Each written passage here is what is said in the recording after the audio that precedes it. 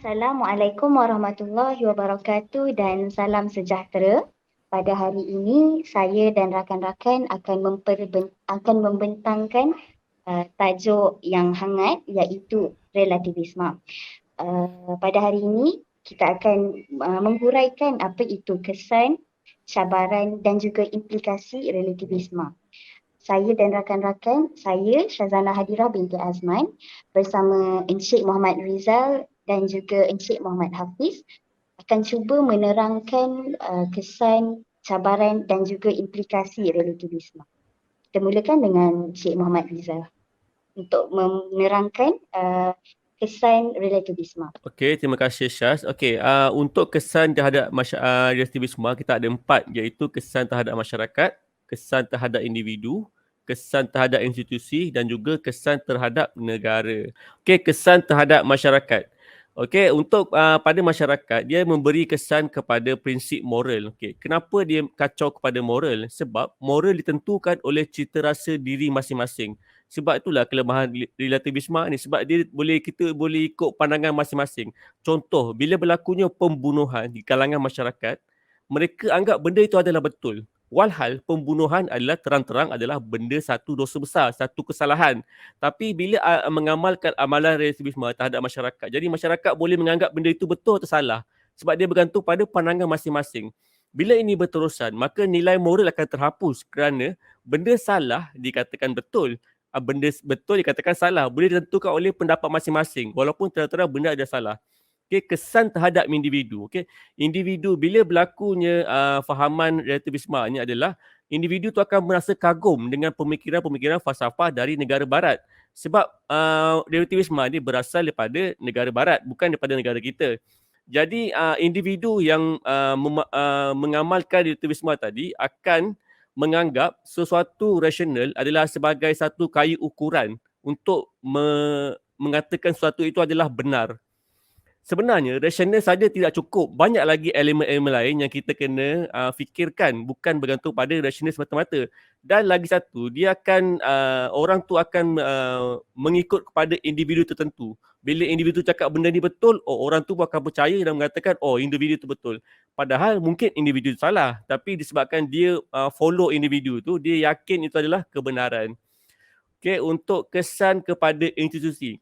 Institusi kita ada contoh-contoh adalah kita ada sebagai institusi perbankan, institusi mahkamah, kita ada institusi universiti. Okay, kita ambil contoh institusi kehakiman. Okay, apa yang berlaku bila fahaman relativisme ni meresap masuk ke dalam institusi kehakiman. Okay, contoh, bila hakim membicarakan suatu kes, dia mengamalkan relativisme, dia menghujahi kes tu menggunakan pandangan peribadi tau. Dia tak bergantung pada hujah, dia tak mengikut fakta, dia ikut pandangan peribadi. Itulah masalah relativisme. Jadi berlakunya ketidakadilan dan mungkin hakim itu akan menghukum orang yang tidak bersalah. Tapi dia bergantung pada pandangan diri dia sendiri. Kalau masalah di universiti pula, bila sesuatu universiti itu mengamalkan relativisme, sistem dia akan lumpuh. Ini kerana bila pelajar dia boleh pilih dia nak buat assignment ke, tak nak buat assignment ke, ikut suka dia. Dia nak datang kelas ke, tak nak datang kelas ke, itu adalah bergantung pada pandangan diri masing-masing.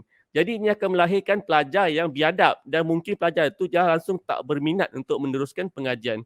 Dan kesan terhadap negara pula, relativisme ni melahirkan suatu rakyat yang tidak berdisiplin. Kenapa dia tidak berdisiplin? Sebab setiap warga negara bebas mengamalkan apa saja menurut pada sudut pandangan mata mereka sendiri. Sebab dia rasa benda itu adalah normal. Dia akan wujudnya satu pemimpin, dia boleh bebas melakukan apa saja termasuk menipu pengikut mereka. Dan akan berlakulah rasuah, boleh pemimpin tu boleh melakukan sesuka hati, janji dia rasa benda tu betul, tak ada salah, so dia itulah masalah relativisme ni. Dan akibatnya adalah bila masing-masing ada ideologi sendiri, ada fahaman masing-masing, akan berlakunya perpecahan di kalangan warga negara. So orang ni akan ikut fahaman dia, orang ni akan ikut ideologi sendiri. Bila berlakunya perbalahan, dia akan menyebabkan runtuhnya perpaduan. Jadi sesuatu negara itu akan menjadi lemah dan mudah dijajah. Justru relativisme ni adalah memberi kesan yang sangat buruk terutama kepada negara kita sebab negara kita adalah berbilang kaum. Itu saja. Terima kasih. Terima kasih Encik Rizal atas perkongsian tadi, sekarang saya akan menerangkan cabaran terhadap relativisme ini. Yang pertama, pemikiran kurang tegas terhadap sesuatu isu. Ini kita dapat dilihat jika kita membayangkan seorang ketua keluarga tidak dapat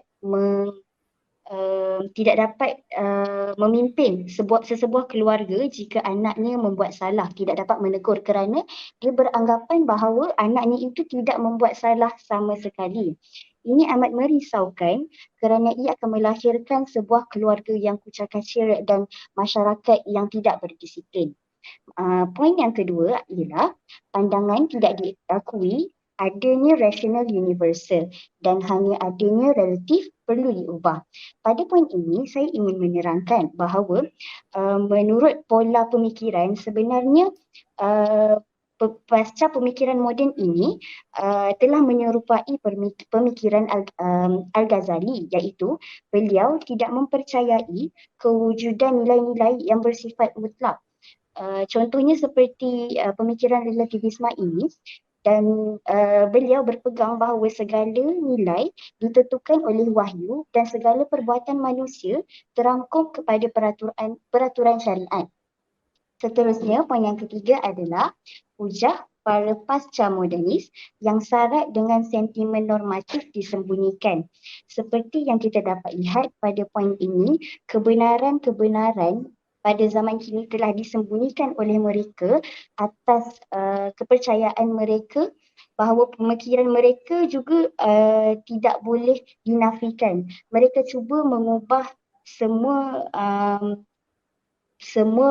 pemikiran yang mereka beranggapan bahawa itu tidak betul, dan mereka merasakan bahawa penerimaan poin mereka adalah sepatutnya diambil kira. Yang keempat, sebelum saya memulakan poin ini, marilah sama-sama kita melihat VTE.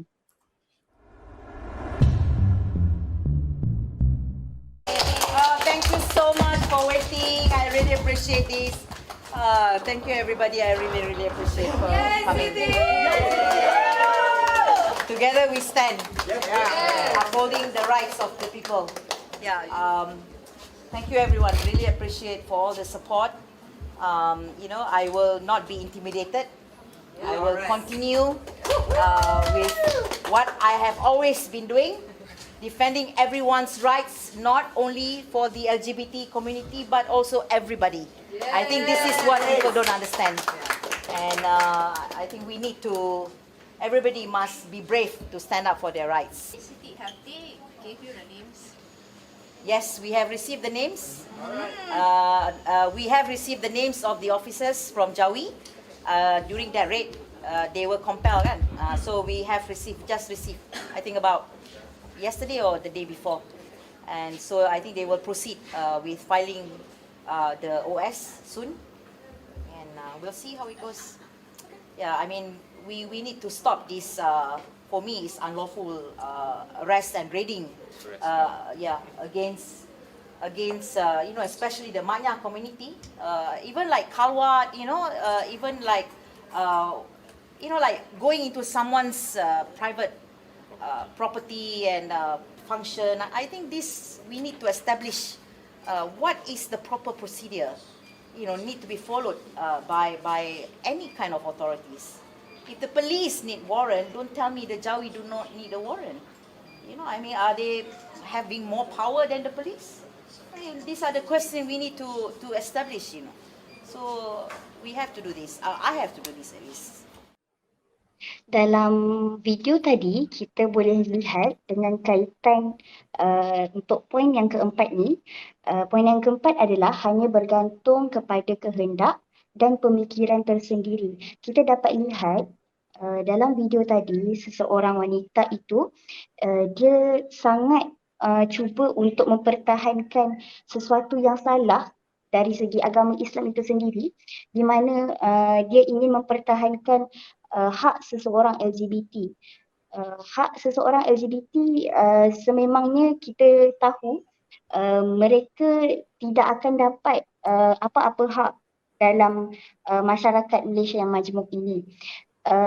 perkara ini boleh membawa kepada kerosakan masyarakat dan menyebabkan pergolakan sesama masyarakat yang berbeza pendapat. Maka kita dapat lihat bahawa relativisme ini sangat memberi banyak keburukan daripada kebaikan. Itu sahaja, terima kasih. Okey, sekarang kita akan mendengarkan sedikit ulasan daripada Encik Muhammad Hafiz tentang implikasi relativisme.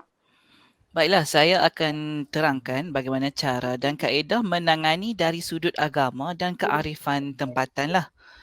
Okey, terdapat beberapa perkara untuk cara untuk menangani relativisme ini dari sudut agama, undang-undang dan seterusnya melalui sejarah.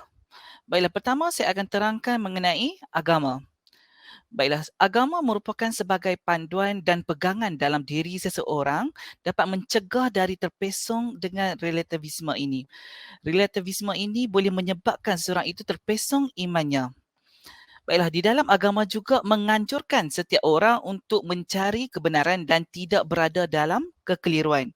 Baiklah, terdapat dalam hadis Nabi Muhammad SAW yang berbunyi, menuntut ilmu adalah fardu bagi tiap-tiap muslim, baik lelaki maupun perempuan. Hadis riwayat Ibnu Abdul Bari, agama juga dapat mencegah seseorang itu dari terus melakukan kemungkaran. Di mana terdapatnya di dalam riwayat, dan hendaklah ada di antara kamu segolongan orang yang menyuruh kepada kebajikan, menyuruh untuk berbuat yang ma'ruf dan mencegah dari mungkar. Dan mereka itulah orang-orang yang beruntung. Surah Ali Imran ayat 104. Seterusnya saya akan menyentuh mengenai poin undang-undang, di mana setiap masyarakat ataupun rakyat Malaysia yang baik mestilah mengikut dan mematuhi undang-undang di bawah perlembagaan negara supaya tidak melakukan atau menyebarkan fahaman yang salah dan boleh mengganggu gugat keamanan negara. Seterusnya memberi ancaman awam. Negara kita mempunyai hak asasi manusia kepada rakyatnya seperti hak kebebasan bersuara. Namun, haruslah mempunyai syarat dan had yang perlu dipatuhi bagi setiap warga negara Malaysia dan tidak menyentuh perkara-perkara yang sensitif. Baiklah, seterusnya poin mengenai sejarah. Macam mana sejarah menjadikan sebagai guru yang terbaik kepada kita. Terdapat pelbagai teladan yang boleh kita perolehi dari sejarah. Kita boleh jadikan bagaimana fahaman ideologis relativisme ini menjadi kecelaruan kepada sesuatu tamadun dan negara. Baiklah, seterusnya saya ingin menerangkan mengenai cadangan yang harus kita lakukan. Baiklah, antara cadangan yang boleh dilakukan ialah seseorang itu perlulah mendalami ilmu moral dan civic yang perlu bermula daripada mula selagi supaya mereka tahu yang mana yang salah dan yang mana yang norma yang manusia yang dapat dikenal pasti dan dapat mengelakkan manusia dari jadi keliru dan fahaman yang sesat. Seterusnya, menerapkan sikap belajar dan mendalami ilmu supaya ilmu menjadi kukuh dan tidak mudah terpengaruh dengan mudah. Bukan setakat itu saja, dengan mendalami ilmu, budaya kajian praktikal dan mengamalkan secara empirikal dapat mengelakkan fahaman relativisme ini menjadi tunjang untuk setiap keputusan dan perdebatan. Seterusnya, tidak bersandar kepada satu-satu jenis pemikiran sahaja dan menjadi taksub. Dan kita juga seharusnya mempertingkatkan kuatkuasa undang-undang yang berteraskan agama supaya norma yang rasional dan dapat menjaga kepentingan masyarakat dengan baik. Dengan cara ini dapat menjaga sesebuah institusi kekeluargaan dan masyarakat dan juga negara. Dan terakhir selain itu, ajaran agama juga perlu dipelihara supaya akidah dan iman tidak terpesong. Seterusnya menjadikan kita sebuah keluarga dan masyarakat yang kamil. Baiklah, saya terangkan apa kesimpulan daripada relativisme ini. Baiklah, secara kesimpulan, pemikiran relativisme ini menunjukkan toleransi yang agak tinggi terhadap antara satu sama lain, di mana setiap pandangan dan pendapat seseorang itu tidak salah, tetapi pemikiran relativisme ini akan boleh menyebabkan terlahir konsep pemikiran husnuzon yang menyimpang, di mana sentiasa bersangka baik walaupun salah pada norma rasional manusia. Seperti dalam sebuah potongan ayat Al-Quran, mereka sentiasa tidak terlarang larangan iaitu sesama sendiri dari perbuatan mungkar, derhaka dan ceroboh yang mereka lakukan demi sesungguhnya amatlah buruk yang mereka telah lakukan. Surah Al-Ma'idah ayat 79. Pemikiran seperti ini boleh melemparkan sesebuah masyarakat ke lembah kehancuran, maksiat dan jenayah boleh berlaku tanpa rasa bersalah. Aktiviti-aktiviti terlarang juga boleh menjadi norma baru dan tidak dibendung dan dikawal. Oleh sebab ini, menuntut ilmu sangat dituntut beserta agama yang terpelihara dan keluhuran perlembagaan memainkan peranan dan sebagai tunjang dalam sesebuah masyarakat dan negara. Sekian, terima kasih. Itu sahaja daripada pembentangan kami.